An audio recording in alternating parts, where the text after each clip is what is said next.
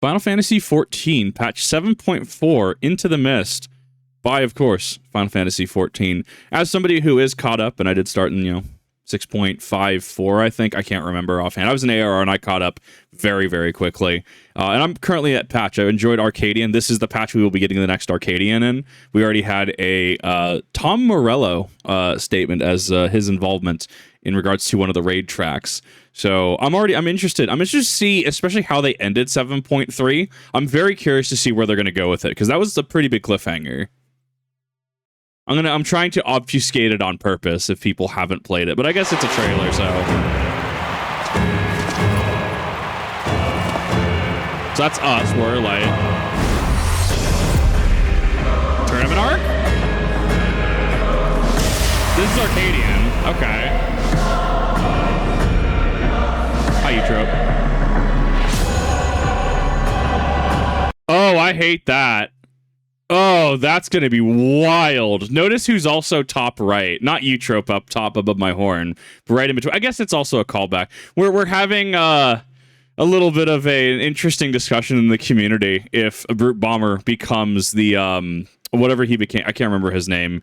A Brute Abominator. So he'll become like the Brute Under Bomber in 7.4. That's been a running joke. A word of caution, Keeper of the Key. That's gotta be a dungeon. Behemoth high. Wary.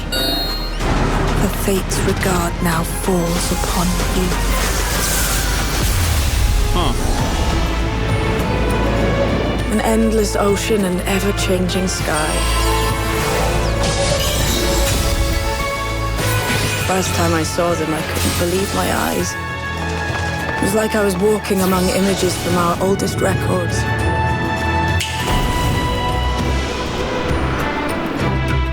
No matter what comes or how hard it gets, we'll choose joy over fear and stand together. I'm curious, because I've been following the Alliance Raid. I mean, they kind of tie the Alliance Raid in. I mean, so Crystal Tower, obviously, ARR, that's mandatory now.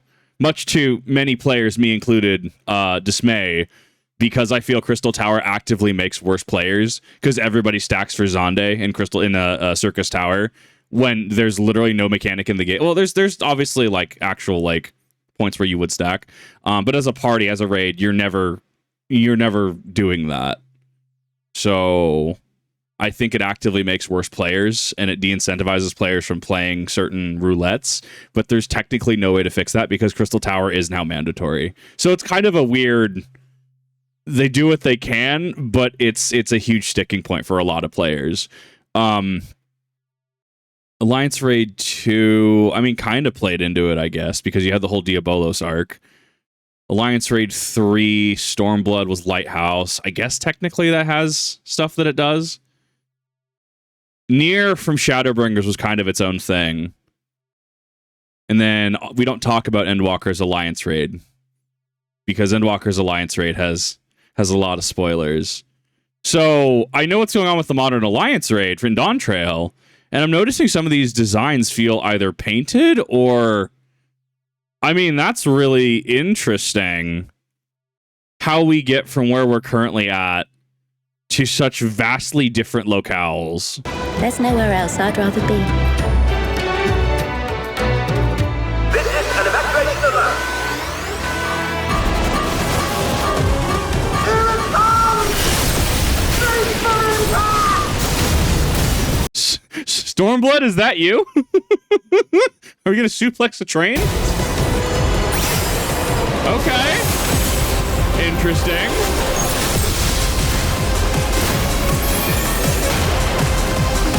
Good tower. Oh, life. I'm sorry, what? That looks strikingly similar to a certain place in Endwalker. I don't think we're going to be going that far, though. Oh, life. Well, it's still the train boss. Flourish on this faraway shore. Unfurl your fragile petals with fearless joy. Of course, those words and our people will always be in my heart. No, not like this. Please, no more front lines. I just got my level 25 for the season. It was a struggle, bro. Why are Vipers and Monks so tanky? Please. Hi, Asahi. Hi, Kingdom Hearts 3. The GPU tower. There he is. I was curious where he was.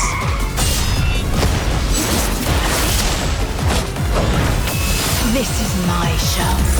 Oh. I will hear you scream. Everything. There it is. Oh no. Oh no. How could you do this, Yoshi P? Oh, there's already art of this. I guarantee it.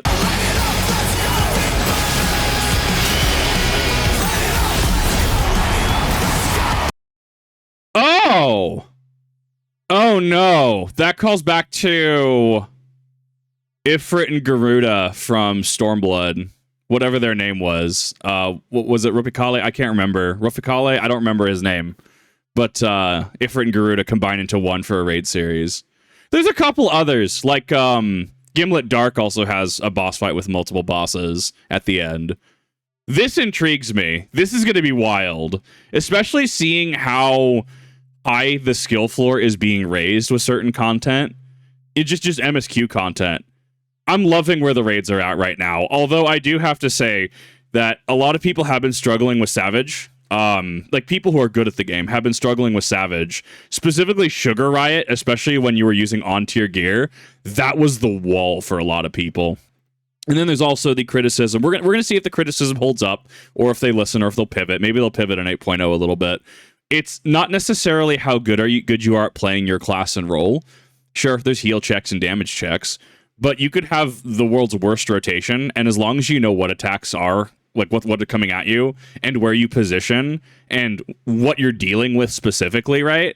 You can second monitor entire fights, which is a huge criticism because there needs to be kind of that graph, the intersectional graph of player skill and content difficulty.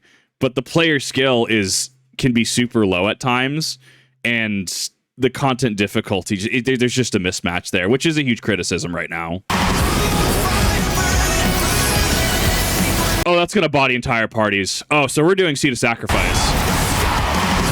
Yeah, so we're doing Seed of Sacrifice, where you have fire buff is doing a cone that way, water buff is doing a cone the other way. So therefore, the player being targeted by the cone will probably have to bring it to corners. Look at the edge as well. The edge is quite literally the Seed of Sacrifice edge.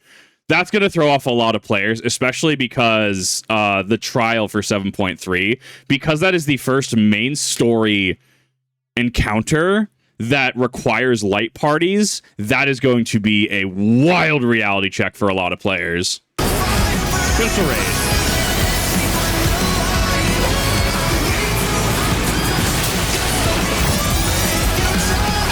Okay. Yes, this is Arcadion.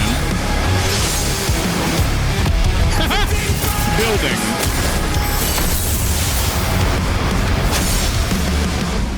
So we're missing the third boss, but they're going to save that. Okay, Into the Mist. So they showed a lot without actually showing a lot. And I'm actually for this. I mean, that's the purpose of a trailer, right?